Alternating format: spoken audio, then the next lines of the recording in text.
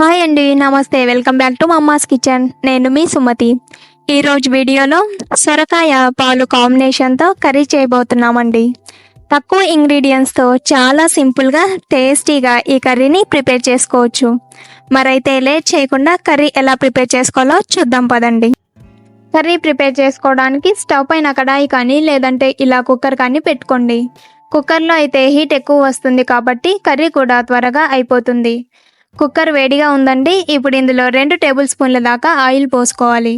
పాలు పోసి చేసే ఏ కర్రీలో అయినా ఆయిల్ ఎక్కువ పట్టదండి. కేవలం 1 లేదా 2 టీ స్పూన్ల ఆయిల్ అయితే సరిపోతుంది. ఆయిల్ వేడిగా ఉందండి. ఇప్పుడు ఇందులో 1/2 టీ స్పూన్ ఆవాలు, 1/2 టీ స్పూన్ జీలకర్ర, అలాగే కలిపి పెట్టుకున్న మినపప్పు, శనగపప్పు 1 టీ స్పూన్ దాకా వేసి మినపప్పు, శనగపప్పు కాస్త కలర్ చేంజ్ అయ్యే వరకు ఫ్రై చేసుకోవాలి. ఇప్పుడు ఇందులో కచ్చా పచ్చాగా దంచుకున్న వెల్లుల్లిపాయలు 4, అలాగే పొడవుగా కట్ చేసుకున్న పచ్చిమిర్చి 6, కొద్దిగా కరివేపాకు వేసి 1 నిమిషం పాటు ఫ్రై చేసుకోవాలి. పచ్చిమిర్చి కాస్త ఫ్రై అయ్యాక ఇందులో మీడియం సైజ్ ఉల్లిపాయలు 2 ఇలా సన్నగా కట్ చేసుకొని వేసుకోవాలండి. మంటని మీడియం ఫ్లేమ్లో పెట్టుకొని ఉల్లిపాయలు కాస్త మగ్గే వరకు కలుపుకుంటూ ఫ్రై చేసుకోవాలి. ఉల్లిపాయలని మరీ ఎక్కువగా ఫ్రై చేసుకుంటే కర్రీ కలర్ అనేది చేంజ్ అయిపోతుందండి. ఇందులో చూపించినట్లుగా ఉల్లిపాయలు ఈ విధంగా ఫ్రై చేసుకోవాలి. ఇప్పుడు ఇందులో చిటికెడంత పసుపు, అలాగే 1 టేబుల్ స్పూన్ దాకా కారం పొడిని వేసుకోవాలి. ఆల్రెడీ పచ్చిమిర్చి వేసుకున్నాం కాబట్టి ఇందులో 1 టీ స్పూన్ కారం పొడి అయితే సరిపోతుందండి. ఒకసారి బాగా కలుపుకుందాం. ఇప్పుడు ఇందులో చిన్న సైజ్ నాటు సొరకాయ 1 తీసుకొని పైన ఉన్న తొక్కని నీట్గా పీల్ చేసి సన్నగా కట్ చేసుకున్న సొరకాయ ముక్కల్ని ఇందులో వేసుకుంటున్నామండి.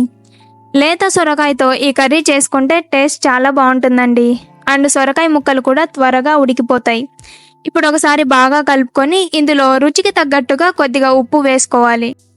ఉప్పు మొత్తం కలిసేలా ఒకసారి కలుపుకొని 2 నిమిషాల పాటు సొరకాయ ముక్కల్ని చక్కగా మగ్గించుకున్న తర్వాత చిన్న టీ గ్లాస్తో 1 గ్లాస్ దాకా నీళ్లు పోసుకోవాలండి. ఇప్పుడు ఒకసారి బాగా కలుపుకొని మూత పెట్టి మంటని లో ఫ్లేమ్లో పెట్టుకొని ఉడికించుకోవాలి. ఇలా 5 నిమిషాల పాటు ఉడికించుకుంటే ఇందులో వేసిన నీళ్ళన్నీ ఆవిరైపోయి సొరకాయ ముక్క మెత్తగా ఉడికిపోతుంది. చూడండి, ఆల్మోస్ట్ నీళ్ళన్నీ ఆవిరైపోయి కర్రీ దగ్గర పడింది కదా. అండ్ సొరకాయ కూడా మెత్తగా ఉడికింది చూడండి. సొరకాయ ఇలా మెత్తగా ఉడికి కర్రీలో ఉప్పు కారం పర్ఫెక్ట్గా సరిపోయాయి అనుకుంటే ఇందులో ఒక చిన్న టీ గ్లాస్తో 1 గ్లాస్ దాకా పచ్చిపాలు పోసుకోవాలండి. కాచి చల్లార్చుకున్న పాలైనా పోసుకోవచ్చండి. ఎటు మనం ఈ కర్రీలో పాలు పోసుకున్న తర్వాత కొద్దిసేపు ఉడికించుకుంటాం కాబట్టి మళ్ళీ సపరేట్గా పాలు కాచుకోవాల్సిన పని లేదండి. పాలు పచ్చివాసన రాకుండా కర్రీలోనే చక్కగా ఉడికించుకోవచ్చు. సో ఫైనల్గా ఇందులో సన్నగా కట్ చేసుకున్న కొత్తిమీర కొద్దిగా వేసి మంటని మీడియం ఫ్లేమ్లో పెట్టుకొని 2 నిమిషాల పాటు ఇలా ఉడికించుకోవాలి. అంతేనండి, సొరకాయ పాలు కర్రీ రెడీ అయిపోయింది. ఇప్పుడు స్టవ్ ఆఫ్ చేసి కర్రీని వేరొక బౌల్లోకి తీసుకుందాం.